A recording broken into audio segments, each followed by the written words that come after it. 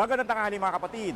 Aminin, na-stress ka rin kahit paano nitong nagdaang eleksyon dahil sa mga nakikita nyo sa social media. May mga nalungkot naman dahil sa pagkatalo ng binuto nilang kandidato. Kayo mga kapatid, paano nyo tinatanggal ang stress matapos ang election season?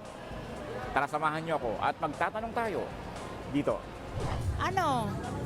Kumakain ng marami. I'm sure na may natalo na kandidato. Hindi, tanggapin kung sino yung mga nanalo.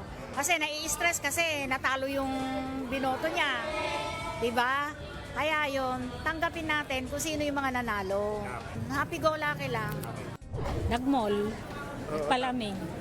Kasi mainit eh. Tsaka doon sa lugar namin, mainit ang labanan. Ngiti lang. Kailangan smile lang tayo para bawas stress din yun. Smile lang. Smile lang pinaka-the best na solusyon. Positive lang. Lahat ng mangyayari sa buhay ko, iniisip ko magiging positive lang. Dahil ako rin naman ang gagawa na magiging kapalaran ko. Parang mas tinitingnan ko po yung mga positive sides. Ganun lang, para iwas din sa stress, ganun. Tapos focus na lang po ako kung ano yung mas dapat ko pong gawin. Ako inyong hani ng bayan, ang tunay at nag-iisang pantanggalumay sa pananghalian.